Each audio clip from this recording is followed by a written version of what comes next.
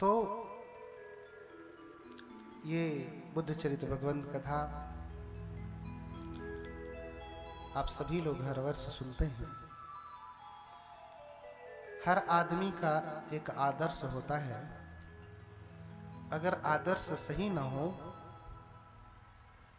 तो फिर आदमी बिगड़ जाता है। किसी का आदर्श अगर कोई चोर हो तो कैसा बनेगा व्यक्ति? चोर जैसा बनेगा ना, चोरी करेगा। बेईमान हो तो बेईमानी करेगा। और आजकल तो आदर्श आपके सेलिब्रिटी लोग हैं, कोई हीरो है तो कोई हीरोइन है, तो इसलिए आपका जीवन उनके अनुसार चलता है। आपके बाल भी कैसे होंगे? उसी हीरो के जैसा, हाँ, हीरोइन के जैसा। कपड़े भी वही, जूते चप्पल भी वही, रहने का ढंग, उठने का ढंग, हाँ, ये सारा आपका उसी के अनुसार होता है। क्यों? क्योंकि हम अपना आदर्श उसको मानते हैं, इसलिए हमारा जीवन वैसा होने लगता है। इसलिए बुद्ध चरित्र आपको सुनना आवश्यक है। बुद्ध तो है नहीं कि उनको देख करके आप उनकी जीवनचर्या को अपना सके, इसलिए उसे श्रवण और श्रावण के माध्यम से ही अपने जीवन में अधिगत किया जा सकता है, अपने जीवन में लाया जा सकता है। हाँ? आपके मन में यह भी होता है कि हम कथा को सुने क्यों? सुनने से लाभ क्या है? तो आपसे पहले ही भगवान बुद्ध के जो अग्र श्रावक हैं, उन्होंने, बनते सारिपुत्र ने भगवान बुद्ध से पूछा कि भगवान, हमें आपके जीवन के बारे में पता नहीं कि आपका जन्म कैसे हुआ, कैसे आप बुद्ध बने, ये सारी चर्या हमें पता नहीं। कैसे कोई एक सामान्य व्यक्ति बुद्ध बन जाता है और बाकी ये जितने भी मनुष्य हैं वो ठीक से मनुष्य भी नहीं हो पाते। शरीर उनका मनुष्यों का है लेकिन मनुष्य है नहीं। अभी जैसे परम पूज्य लामा जी कह रहे थे कि मनुष्य का जीवन ये दुर्लभ नहीं है। कितने मनुष्य हैं, कीड़े मकोड़ों की तरह से है। जनसंख्या इतनी बढ़ रही है कि संभाल ही नहीं जा रही। तो अगर ये दुर्लभ होता तो इतने पैदा होते? नहीं पैदा होते।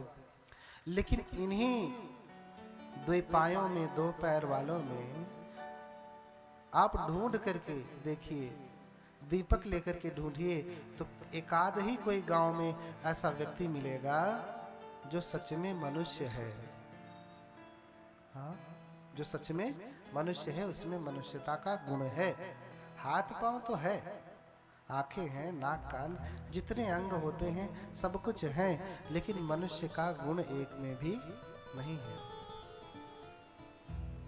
हाँ? इसलिए कहा किच्छो मनुष्य पटिलाभो किच्छो मच्चान जीवितम। हाँ? मनुष्य का जन्म लेना दुर्लभ है और मनुष्य होकर के मनुष्यता का जीवन जीना और भी दुर्लभ है। तो जो पैदा हो रहे हैं रोज, इनके लिए कठिन नहीं है। जो सच में मनुष्य है उनका होना कठिन है।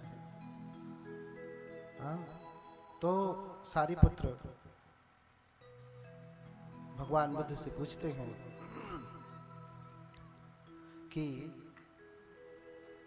भगवान, 10 पारमिता त्वया धीर कीदृशी लोकनायक। हे भगवान, आपके द्वारा ये 10 पारमिताएं कैसे पूरी की गई? दस पारमिता त्वया धीर कीदृशी लोकनायक कथंच उपपारमी पूर्णा परमत्थ पारमी कथं। हे भगवान, आपने 10 पारमिताएं कैसे पूरा की? क्योंकि कोई भी व्यक्ति बुद्ध तब बनता है जब वो 10 पारमिताएं पूरी करता है। 10 ही नहीं, 10 उप पारमिता पूरी करता है तब वो बुद्ध बनता है।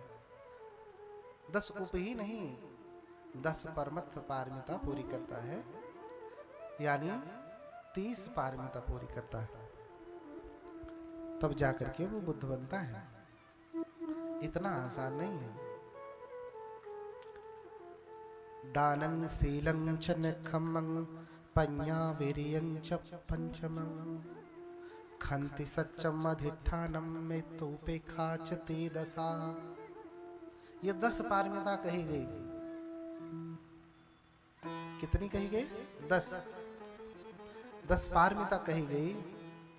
और पहली ही पारमिता कहा दानं, दान,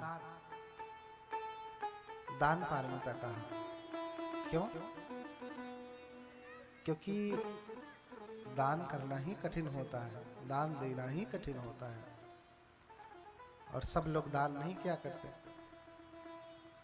कुछ लोग मजबूरी में देते हैं, कुछ लोग मांगे जाने पे देते हैं, लेकिन दान की चित्ती, दान की वृत्ति किसी किसी में ही पैदा होती है। अब द्वार पे कोई खड़ा हो गया तो दे दिया आपने, हाँ? लेकिन मन में सुबह उठा और मन में आया कि आज मैं दान करूंगा, ऐसा तो भाव जगता है? ऐसा नहीं जगता। सुबह उठते ही भले कुछ और जगह फलाने, आपका ध्यान किधर है, दूसरे वाले पे खुला है जो उस पे जाऊंगा, लेकिन दान करने के लिए ऐसा चित्त नहीं जगता है। इसलिए 10 पारमिता, 10 उप पारमिता, 10 परमत्थ पारमिता आपने कैसे पूरा किया? कैसे आपकी जीवनचर्या रही? हे भगवान, कृपा करके बताएं।